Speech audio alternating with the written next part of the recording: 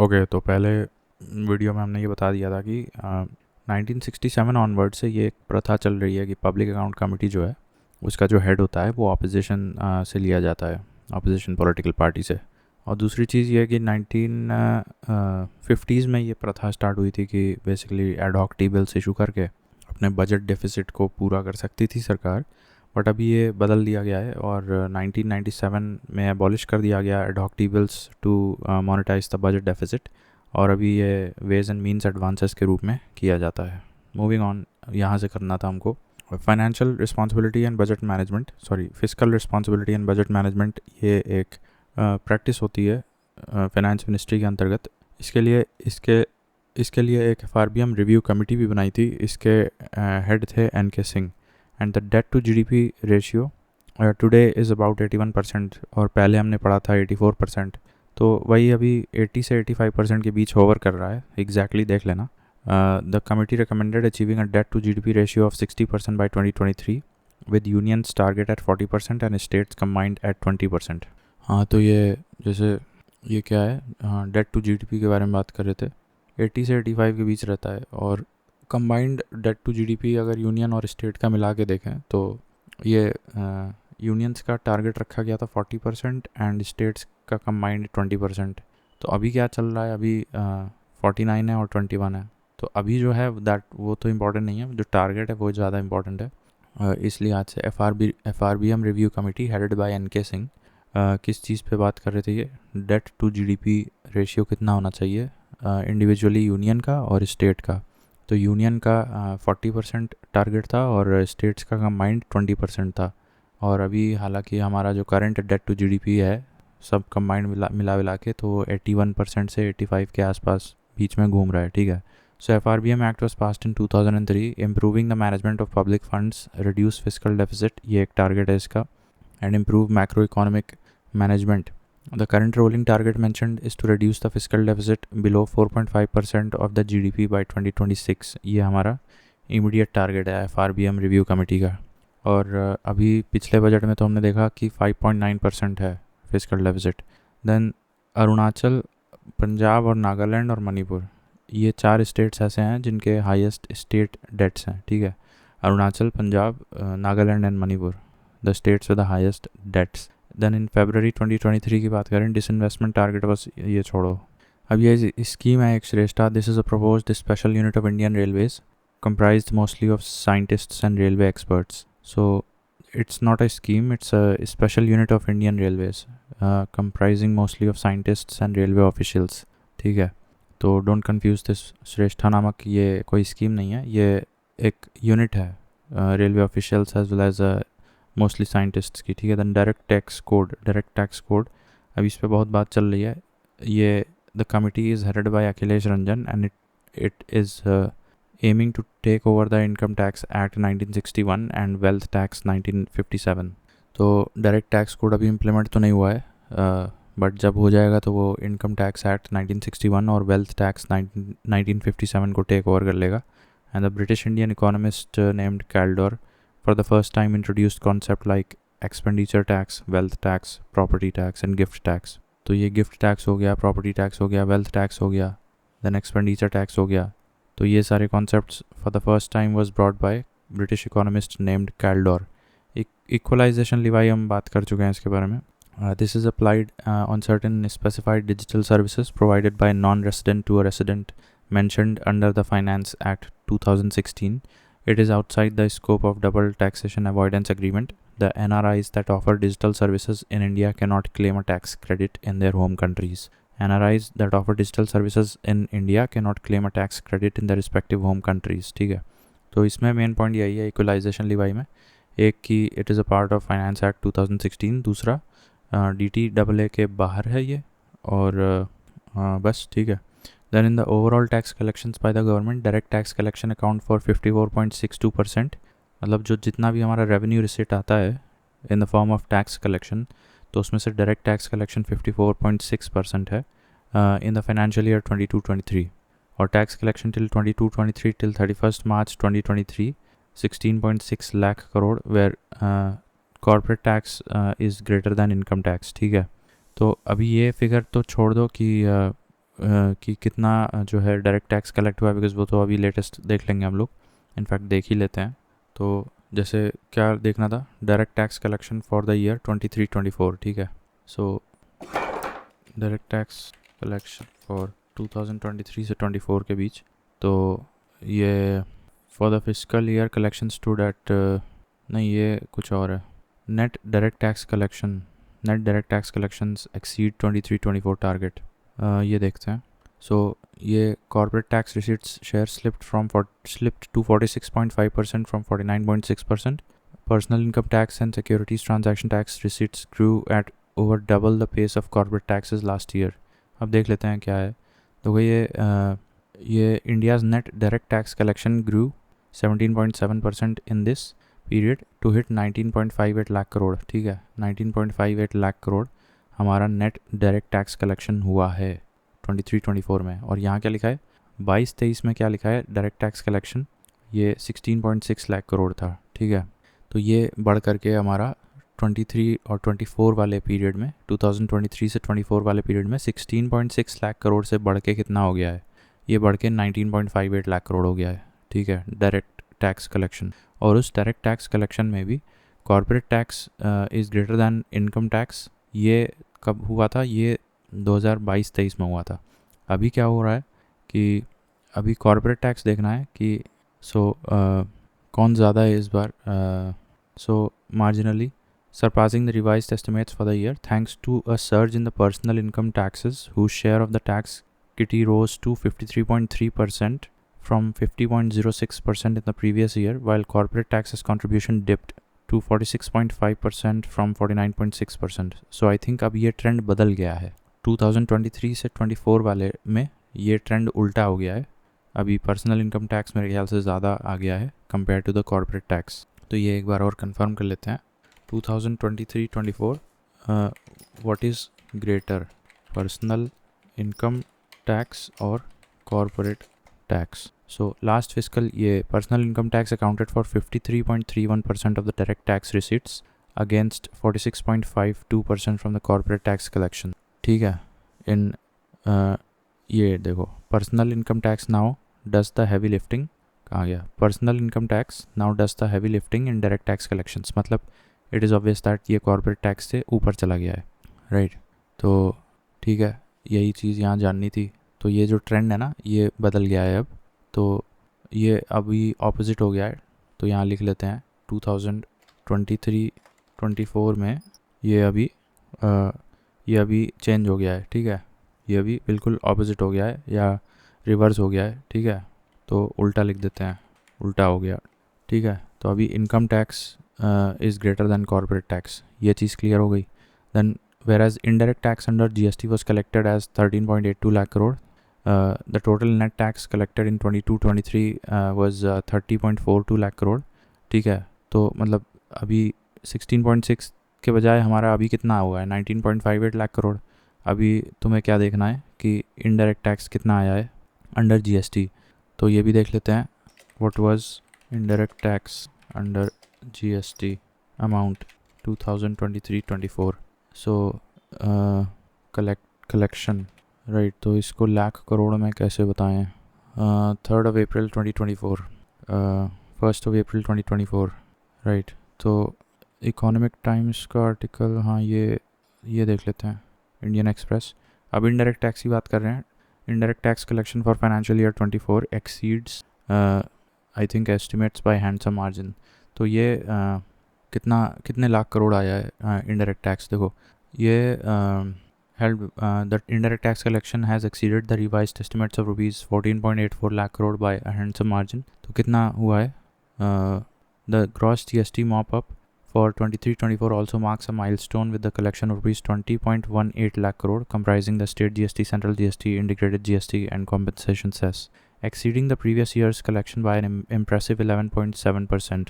So the revised estimates for central GST including compensation, ये हो गया, ये तो ठीक है।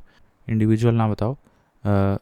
In the interim budget presented in February this year, the government raised the target for direct tax collection to 19.45 lakh, जिसके against हमें 19.58 लाख करोड़ मिल गया डायरेक्ट टैक्स में, while for the indirect taxes including GST, customs and excise, The target was lowered to 14.84 lakh crore.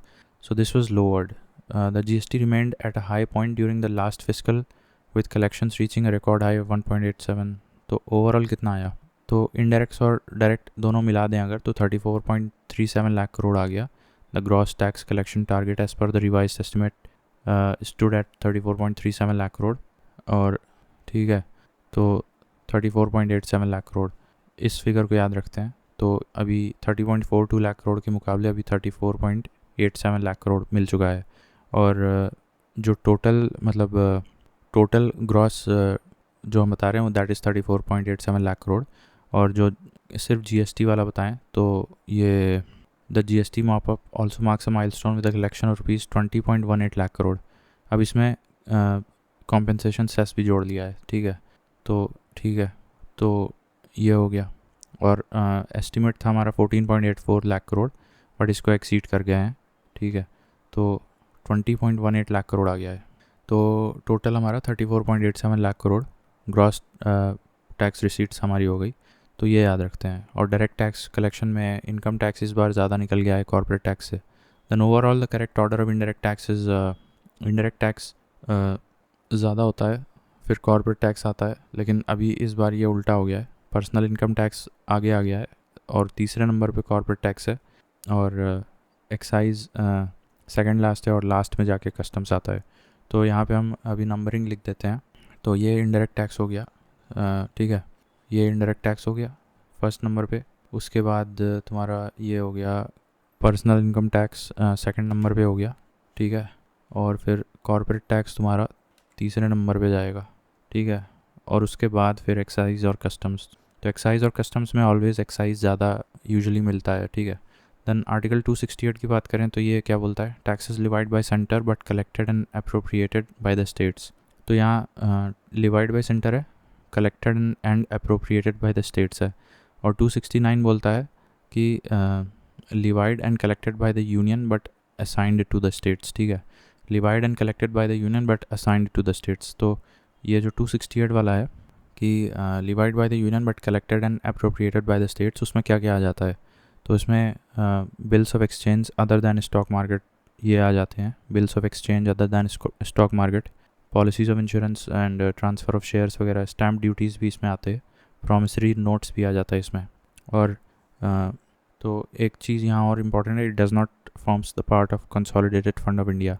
So article 268 में क्या है कि taxes levied by the union but collected and appropriated by the state, so it does not form the consolidated fund of India. इसके examples है transfer of shares and ये क्या है? Bills of exchange other than stock market, policies of insurance, promissory notes.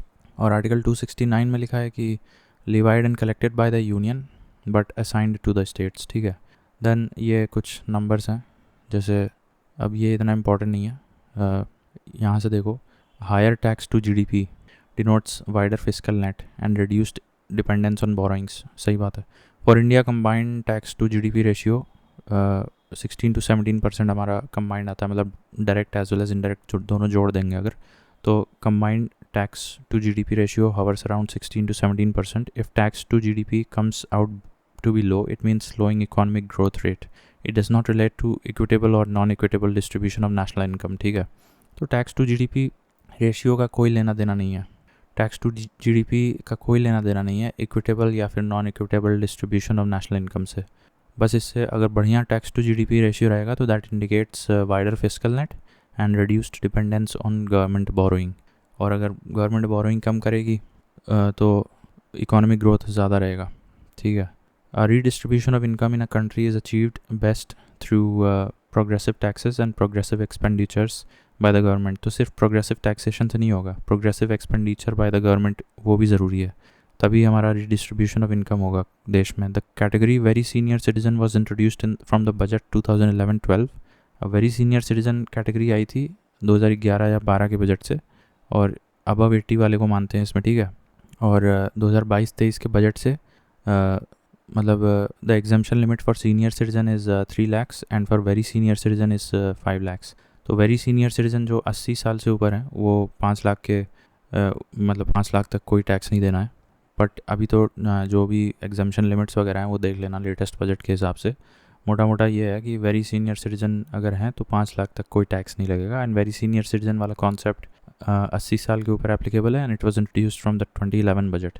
फिर 80th constitutional amendment है, ये 2000 में आया था। Net proceeds of all the taxes after deducting cess, surcharge and cost of collection by the union are shareable with the states. तो मोटा मोटा ये बस याद रखना है कि वही जो यूनियन अपना सेस काट लेगा, सरचार्ज वाला हिस्सा काट लेगा एंड कॉस्ट ऑफ कलेक्शन काट लेगा, तो जितना बच गया फिर उसका 41 से 42% उसे वो शेयर करता है स्टेट्स के साथ।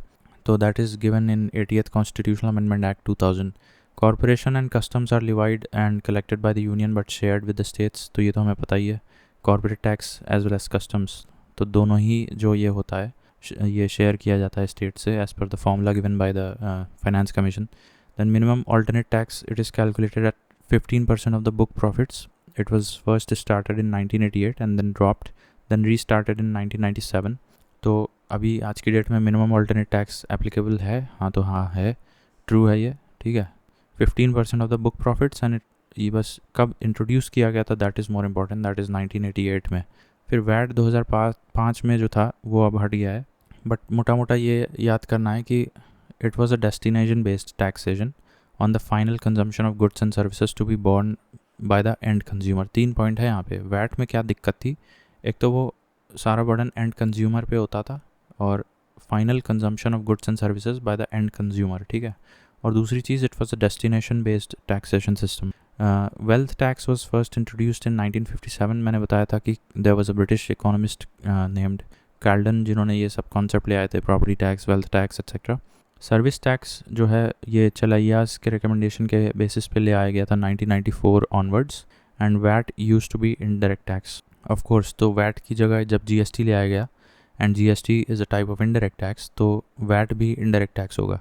अब ये क्या है, ये जीएसटी के जो स्लैब्स हैं 5% है, 8% है, 12% है और 28% है। अब मेरे ख्याल से एक और मिसिंग है यहाँ पे, 18% भी एक है। The first income tax act was passed by James Wilson, ठीक है। देन ये क्या है, ये कमोडिटी ट्रांजैक्शन टैक्स और सिक्योरिटी ट्रांजैक्शन टैक्स। तो ये नोट डाउन कर लो, इस पर कंफ्यूज हो जाते हैं। कमोडिटी ट्रांजैक्शन या फिर security transaction, that is a type of direct tax, ठीक है। तो it is a type of direct tax and it is under the GST law, union levies and collects the IGST and CGST while state levies and collects SGST। तो union के ambit में क्या आ रहा है, IGST भी आता है और CGST भी आता है, जबकि स्टेट के एम्बिट में सिर्फ SGST आता है।